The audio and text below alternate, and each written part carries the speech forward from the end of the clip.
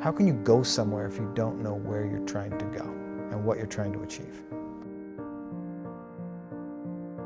I always like to say that the secret to success is doing a lot of little things consistently over a long period of time. Like, people see the headline, the 50, Yeah.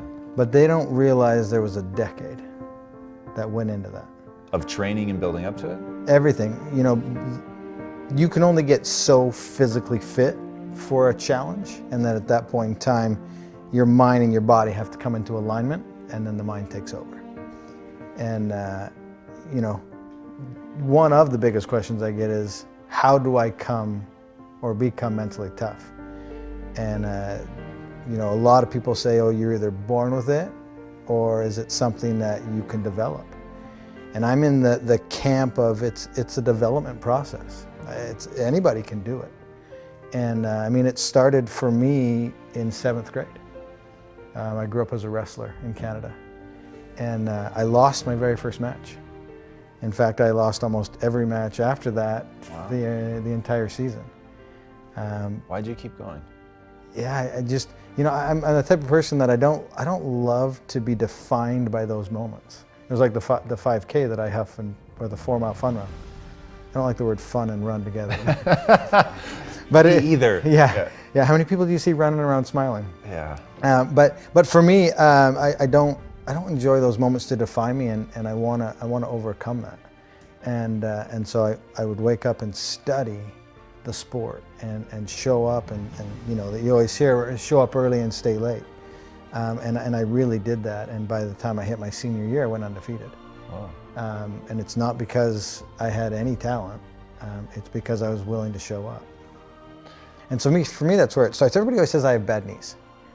And I say you have bad knees because you don't run.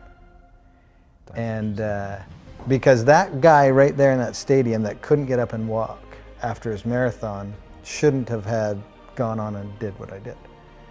Which means also that I'm not talented or gifted. It was a process that I went through and figured it out. I was obsessed with that not being my defining moment, right? A marathon was the pinnacle of running at the time, and I only gave myself 5 months to get ready for it. And I coach full time now with athletes, and one of the biggest things I try to get people to do is back down off the inspiration and let's build a foundation. Because having a giant goal is phenomenal, and you should. But as long as the time frame associated with it has the proper balance. Because when I did the first world record, had I had the idea to do 50 consecutive, it still would have been a great goal, but not in that year. I had to go through the process and take my knocks and learn and evolve and grow to get to that point where I could even, toe the line for 50. How much of the learning and growing was your body growing and getting stronger and more capable, and how much was knowing how to deal with what you were going to go through mentally?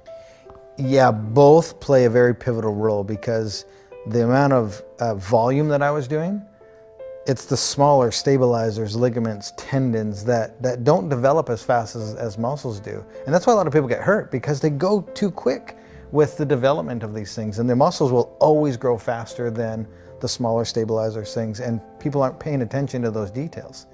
And they just get so excited with the enormity of the journey that they're not paying attention to those small things. And if you overlook those, you're going to get injured and you're going to be sidelined. Mental is obviously huge, and that is the sword that you have to continually sharpen. So again, the goal would have been great in 2010. I wasn't nearly mentally tough enough. I had to go through that process to where I could wake up and do it. It's like a muscle. It's like a cardiovascular system. It's something that you can develop, but it takes time. Confidence builds confidence, and success builds success. And having not taken the right steps, I would have ultimately failed come time for the 50. One reason was not enough for me to get back on my bike and do 20 more Ironmans. But as I started going through the list of everything that I was doing and why I was doing it, it's interesting because I would gather them all together, and I'd focus on this big ball. and I would bring it in close to me. And as soon as I focused on that, I started to experience a rebirth, because now I was focusing on the very, very next moment that I had control over, and everything that I was trying to accomplish and why I was there. And I call this process, now looking back on it, both a rebirth and putting on my uniform, which was the alter ego. And my uniform was those yellow sunglasses you've seen me wear in some of my pictures. And when I put those glasses on, that's when the Iron Cowboy comes out. And that dude is a bad, bad man. And there's nothing that's gonna get in his way. And I do a lot of speaking from stage now, and I want to encourage people to find whatever their uniform is, find whatever their alter ego is. Because when you discover that and how to flip that switch, that's when nothing gets in your way, and that's where you shift your focus and you realize what your purpose is. And I knew if I had the courage to get back on my bike and finish that day and then do the 20 more, my life would be different. That you're thinking that while you're there on the ground. And this whole process was about 8 minutes. The whole thing from complete meltdown to breaking all of the purposes and whys down to the realization, the rebirth, and getting back on and going. And it can happen that quick. We're moments away every day from a decision that's going to completely change our life. Every single moment of every single day has a massive impact on where you ultimately end up. And so that was a huge turning point, but it was all the decisions before and after that led to that moment. If the journey you're on is big enough, and it's going to have enough impact and change your life and other people's lives, one reason's not going to be big enough. And you need to put a lot of thought and a lot of preparation and a lot of meditation into all of the reasons why. Because at some point in time, you're going to need to gather all those little bad boys up and intently focus on it to have enough courage to get back up and do 20 more Ironmans after everything that we went through. We're surrounded today by people being satisfied with mediocre. And for me, as soon as I realized that I could believe in myself, and I had a supporting crew beside me and around me, that it opened up a lot of the doors. And the moment I used someone else's standard of excellence, that was just enough to get me moving. And then you need to put that person aside or look past that person and create or do you. Create your own lane. And so for me, once I stopped looking at what everybody else was doing and then truly believed in what I could do, that, combining it with all those character traits that I talked about before, that's when human potential is truly can be found and experienced. How did you develop the belief in yourself? I think just over a long period of time. Again, it's that whole mental aspect of sharpening that tool and putting yourself in situations where you can learn and grow. Success builds success and confidence builds confidence. And just over time, as I started to do things, I was becoming successful at them. And I was doing a lot of little things consistently over a long period of time. And that's what allowed me to build the confidence to take on the next. And so it was learned. It was learned by doing and taking massive amounts of action. You have to immediately act and go after it.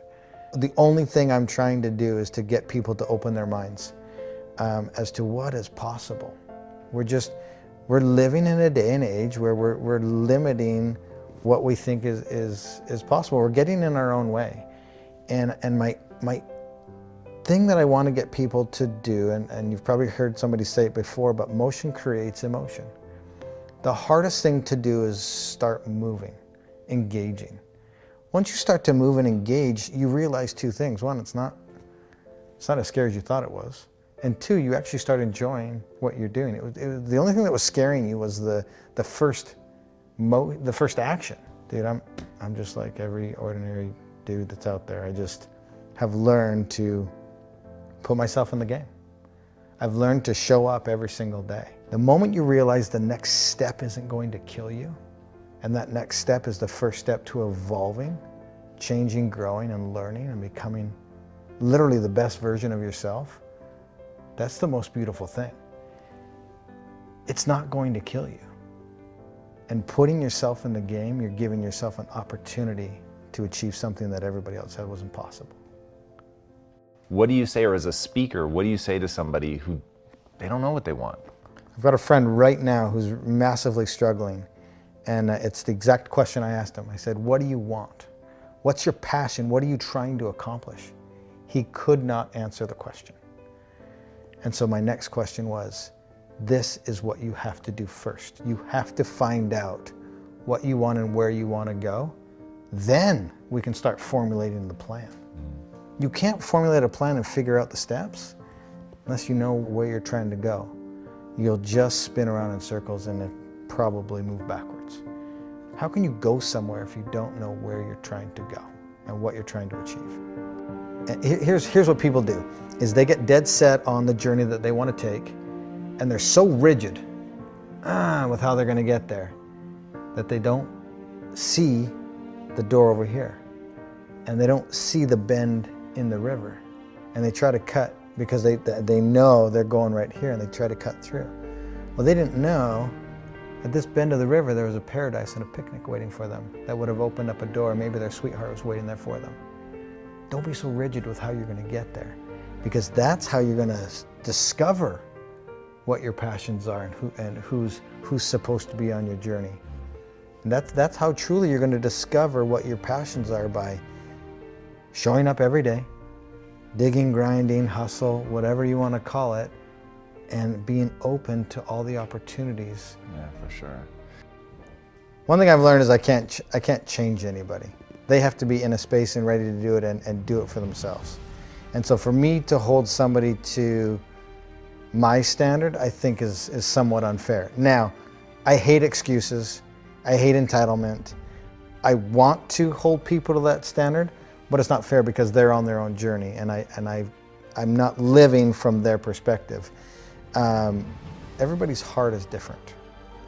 And for me to judge somebody else to my standard is unfair because I don't know where they are in their journey.